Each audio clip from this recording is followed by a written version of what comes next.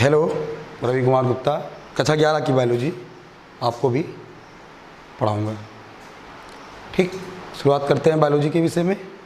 सबसे पहले हम बायोलॉजी को जानते हैं क्या है। बायोलॉजी को हिंदी में हम जीव विज्ञान कहते हैं। इसकी अंग्रेजी होती है लाइफ साइंस। क्या होती है? Life science. Life science. Biology एक ग्रीक भाषा का शब्द है जिसकी उत्पत्ति या जिसे सबसे पहले प्रस्तुत किया था लैमार्क एवं ट्रेविरेनस नामक वैज्ञानिक ने। किसने किया था? लैमार्क एंड ट्रेविरेनस नामक वैज्ञानिक ने प्रस्तुत किया था 1802 में। ठीक है ना? तो बायोलॉजी शब्द ग्रीक भाषा का शब्द है जिसको प्रस्तुत किया था किसने? लैमार्क और ट्रेविरेनस ने। बायोलॉजी दो शब्दों से मिलकर बनी हुई है, बायोस और धन लोगोस। बायोस का बायोस एक ग्रीक भाषा का शब्द है जिसकी अंग्रेजी होती है लाइफ। क्या होती है? लाइफ। जिसको हिंदी में कहते हैं हम जीवन। क्या कहते हैं? जीवन कहते हैं। और लोगोस ये भी ग्रीक भाषा का शब्द है जिसको अंग्रेजी में कहते हैं स्टडी। क्या कहते हैं? स्टडी। जिसका हिंदी अर्थ होता है अध्ययन, अर्थात जीवन का अध्ययन। तो विज्ञान की वह शाखा जिसके अंतर्गत हम जीवन का अध्ययन करते हैं उसे क्या कहते हैं? हम जीव विज्ञान अर्थात बायोलॉजी। ठीक है ना? अब आते हैं हम बायोलॉजी अर्थात जीव विज्ञान के पिता। जीव विज्ञान के पिता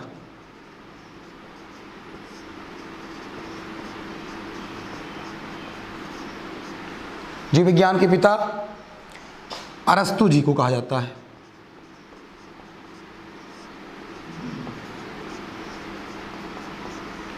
किसको कहते हैं?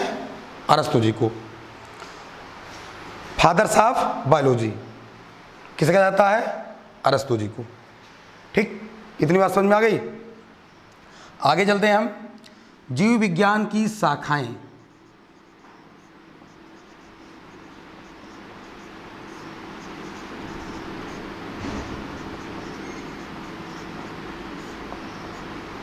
जीव विज्ञान की शाखाएं। जीव विज्ञान की वैसे तो बहुत सारी शाखाएं हैं, लेकिन आपके सिलेबस में 11 और 12 में 2 शाखाएं आपको पढ़नी हैं, जिसके अंतर्गत हम पढ़ेंगे बाद में और ज़्यादा। तो 2 शाखाएं कौन कौन सी हैं? जंतु विज्ञान, जिसे हम ग्रीक भाषा में कहते हैं जूलॉजी, और दूसरा है वनस्पति विज्ञान, जिसे कहते हैं बॉटनी।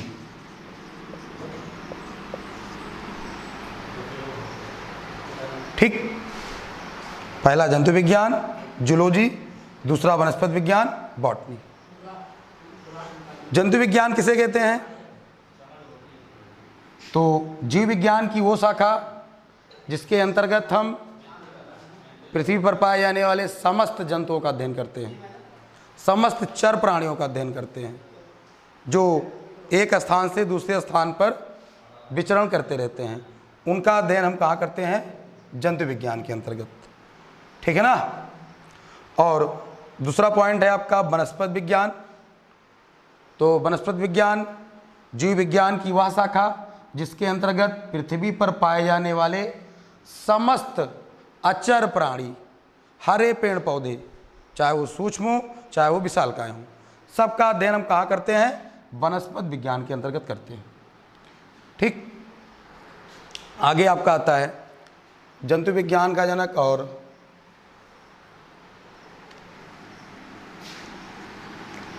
जंतु विज्ञान के जनक।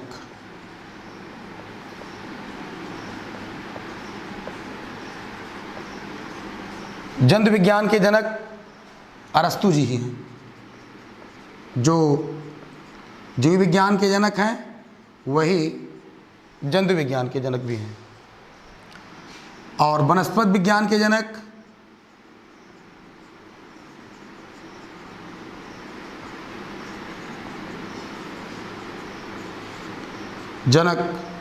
थियोफ्रेस्टस जी हैं। कौन है? थियोफ्रेस्टस। ठीक, तो जंतु विज्ञान के जनक अरस्तु जी और वनस्पति विज्ञान के जनक थियोफ्रेस्टस जी हैं।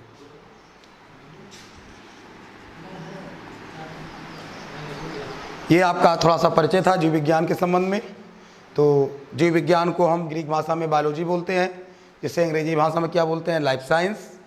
जीव विज्ञान शब्द की अर्थात बायोलॉजी शब्द की उत्पत्ति लेमार्क और ट्रेविरेनस ने 1802 में की थी।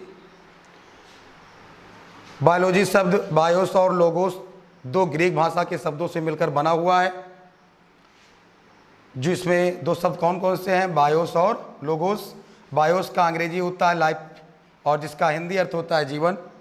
लोगोस जिसका अंग्रेजी होता है स्टडी और हिंदी होता है अध्ययन, अर्थात जीवन का अध्ययन। ठीक, अब अगर हम यहाँ से परिभाषा निकालना चाहें जीव विज्ञान की तो क्या निकलेगी परिभाषा?